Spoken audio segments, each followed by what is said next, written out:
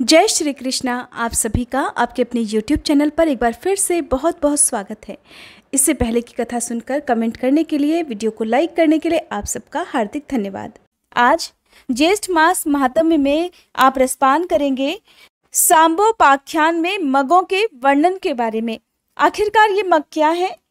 ये पानी पीने वाले मग नहीं है। आपको मग के बारे में इस अध्याय में आगे जानने को मिलेगा।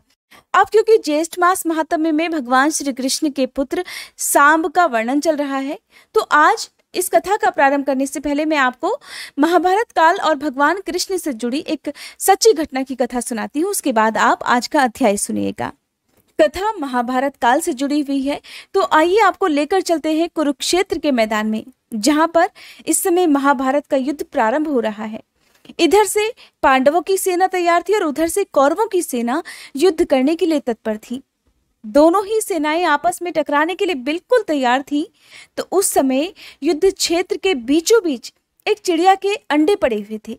उस चिड़िया ने बिल्कुल अभी अभी वो अंडे दिए थे और उस चिड़िया की आंखों में आंसू थे। वो रो रही थी कि दोनों तरफ से अब सेनाएं आपस में टकराएंगी तो मेरे ये बच्चे तो संसार में आने से पहले ही नष्ट हो जाएंगे।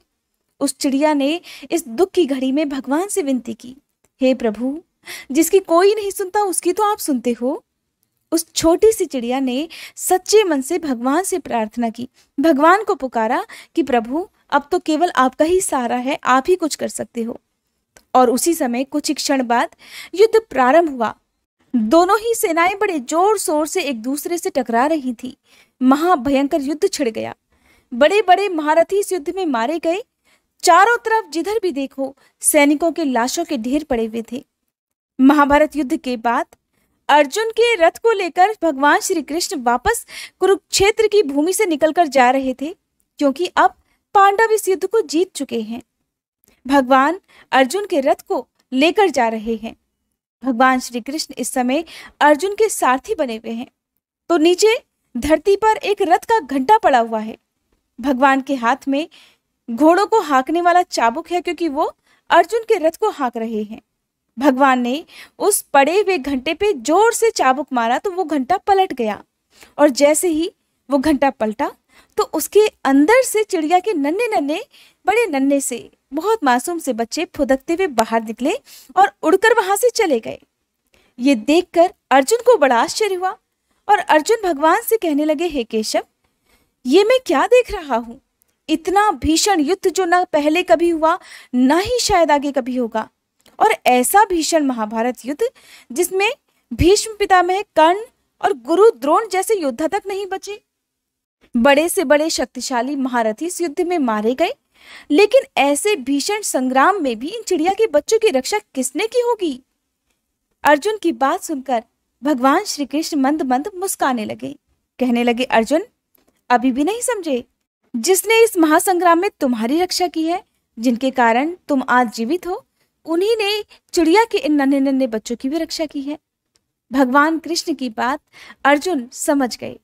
तो ये है कथा का सार कि भगवान कृष्ण को या अपने आराध्य देवी देवता को जब भी आप किसी भी मुश्किल वक्त में सच्चे मन से पुकारते हैं तो भगवान आपकी रक्षा करने के लिए, आपकी सहायता करने के लिए जरूर आते हैं।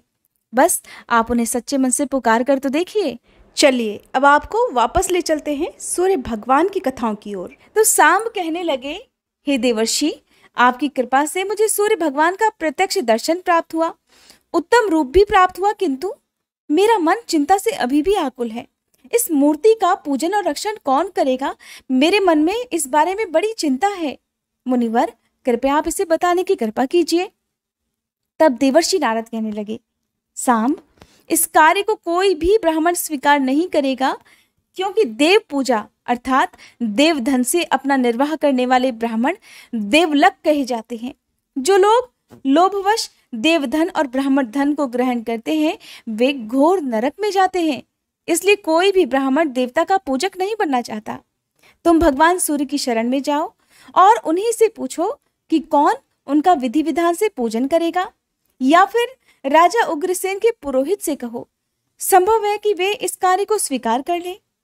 देवर्षि नारद की इस बात को सुनकर जामवंती पुत्र सांब उग्रसेन के पुरोहित गौरमुख के पास गए और उन्होंने उन्हें सादर प्रणाम करके कहा, महाराज, मैंने सूर्य भगवान का एक विशाल मंदिर बनवाया है और उसमें समस्त परिवार तथा परिच्छदों और पत्नियों सहित उनकी प्रतिमा की स्थापना भी की है और अपने नाम से वहां एक नगर भी बसाया है।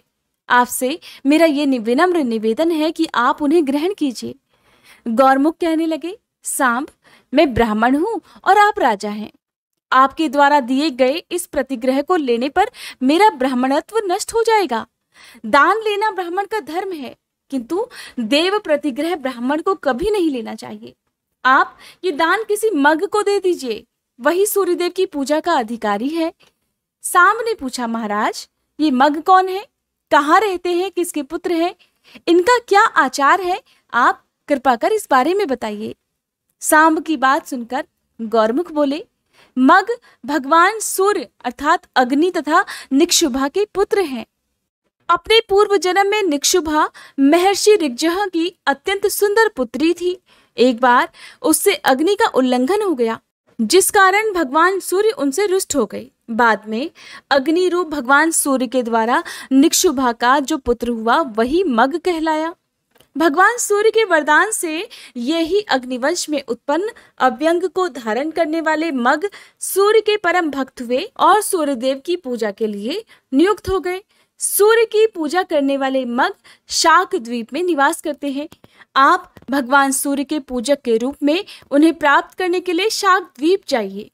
तब सांब ने द्वारका जाकर अपने पिता भगवान श्री कृष्ण को सब समाचार सुनाया। फिर वे उनकी आज्ञा प्राप्त कर गरुड़ पर सवार होकर शीघ्र ही शाक द्वीप पहुंच गए। वहां जाकर उन्होंने अतिशय तेजस्वी महात्मा मगों को सूर्य भगवान की आराधना में संलग्न देखा। सांब ने उन्हें सादर प्रणाम कर उनकी प्रदक्षिणा अर्थात परिक्रमा की और फिर सांब कहने लगे, आप लोग धन्य हैं, आप सभी का दर्शन सबके लिए कल्याणकारी है। आप लोग सदा भगवान सूर्य की आराधना में लगे हुए हैं। मैं भगवान श्री कृष्ण का पुत्र हूँ, मेरा नाम सांब है। मैंने चंद्रभागा नदी के तट पर सूर्य देव की मूर्ति की स्थापना की है। उनकी आज्ञा के अनुसार उनकी विधिवत आराधना के निमित्त शाक द्वीप से जम्बू द्वीप में ले जाने के लिए मैं आपकी सेवा में उपस्थित हुआ हूँ। मेरी सविनय प्रार्थना है कि आप लोग कृपा कर जम्बू द्वीप में पधारिए और भगवान सूर्य की पूजा कीजिए। सांब की बात सुनकर मगों ने कहा, सांब, इस बात की जानकारी भगवान सूर्य ने हमें पहले ही दे दी है। ये बात सुनकर सांब बहुत प्रसन्न हुए और गरुड़ पर उन्हें बिठाकर वहां से मित्रवन यानी कि जो कि मुल्तान में है वहां ले आए। सूर्य भगवान मगों को वहां उपस्थित देखकर बहुत प्रसन्न हुए और सांब से बोले, सांब, अब तुम चिंता छोड़ दो, ये मग अब मेरी विधिवत पूजा संपन्न अवश्य करेंगे। इस प्रकार सांब ने शाक द्वीप से अव्यंग धारण करने वाले मगों को लाकर धन धान्य से परिपूर्ण इस सांबपुर को उन्हें समर्पित कर दिया। वे सभी भगवान सूर्य की सेवा में तत्पर हो गए और सांब भी सूर्यदेव और मगों को प्रणाम कर आनंद चित्त से द्वारका को लौट आए। उसके बाद एक बार सांब ने महर्षि व्यास जी से मगों द्वारा धारण किए जाने वाले अव्यंग के विषय में जिज्ञासा प्रकट की। सांब की जिज्ञासा को शांत करते हुए व्यास जी कहने लगे, सांब, मैं तुम्हें अव्यंग के विषय में बताता हूँ, उसे भी सुनो। देवता, ऋषि, नाग, गंधर्व, अप्सरा, यक्ष और राक्षस ऋतु क्रम से भगवान सूर्य के रथ के साथ रहते हैं। ये रथ वासुकी नाम के नाग से बंधा रहता है। किसी समय वासुकी नाग का कंचुक अर्थात केंचुल उतरकर गिर पड़ा। नागराज वसुकी के शरीर से उत्पन्न उस केंचुल को भगवान सूर्य ने स्वर्ण और रत्नों से अलंकृत कर अपने मध्य भाग में धारण कर लिया। इसलिए भगवान सूर्य के भक्त अपने देव की प्रसन्नता के लिए अव्यंग धारण करते हैं। उसके धारण करने से भोजक पवित्र हो जाते हैं और उस पर भगवान सूर्य का अनुग्रह भी होता है। इस अव्यंग को सर्प के केचुल की तरह मध्य में पोला अर्थात खाली रखना चाहिए। ये एक ही रंग का होना चाहिए। कपास के सूत से बना अव्यंग 200 अंगुल का उत्तम, 120 का मध्यम और 108 अंगुल का कनिष्ठ होता है, अतः इससे छोटा नहीं होना चाहिए। यज्ञोपवीत की तरह 8वें वर्ष में अव्यंग धारण करना चाहिए। भोजकों के लिए यही मुख्य संस्कार है। इसके धारण करने से वे सभी क्रियाओं के अधिकारी हो जाते हैं। ये अव्यंग सर्वदेवमय, सर्ववेदमय, लोकमय और सर्वभूतमय है। इसके मूल में विष्णु, मध्य में ब्रह्मा और अंत में शशांक मौली भगवान शिव निवास करते हैं। इसी तरह ऋग्वेद, यजुर्वेद और सामवेद क्रमशः मूल, मध्य और अग्रभाग में रहते हैं। अथर्ववेद ग्रंथि में स्थित रहता है। पृथ्वी, जल, तेज, वायु, आकाश और भूलोक, भुवरलोक तथा स्वरलोक आदि 7 लोक अव्यंग में निवास करते हैं।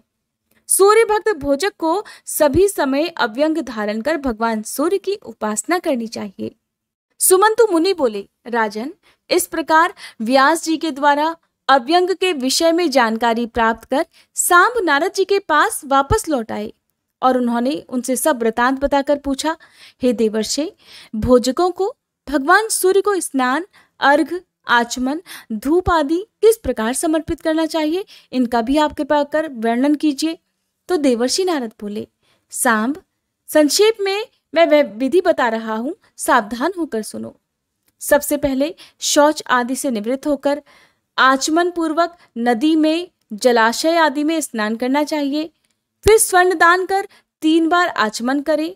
शुद्ध वस्त्र पहनकर पवित्री धारण कर पूर्वाभिमुख या उत्तराभिमुख होकर आचमन करना चाहिए। फिर 2 बार मार्जन और 3 बार अभ्युक्षण करें। आचमन के बिना की गई क्रिया निष्फल होती है और इसके बिना पुरुष शुद्ध भी नहीं होता। वेद में कहा गया है कि देवता पवित्रता को ही चाहते हैं। आचमन करने के बाद मौन होकर देवालय में जाना चाहिए।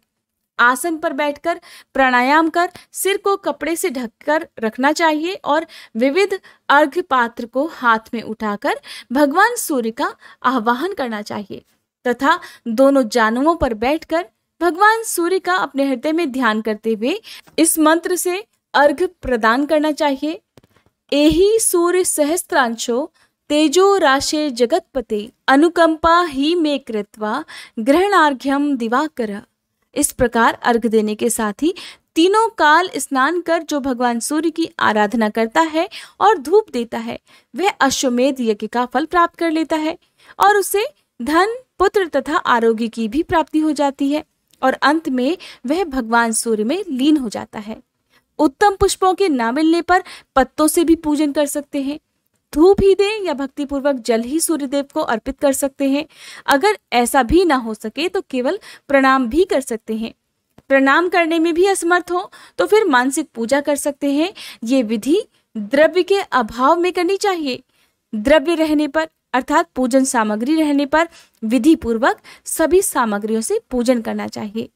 भक्ति पूर्वक सूर्य भगवान की पूजा देखने वालों को भी अश्वमेध यज्ञ का फल प्राप्त होता है और सूर्यलोक की प्राप्ति भी होती है। धूप दान के समय सूर्य देव का दर्शन करने पर उत्तम गति प्राप्त होती है।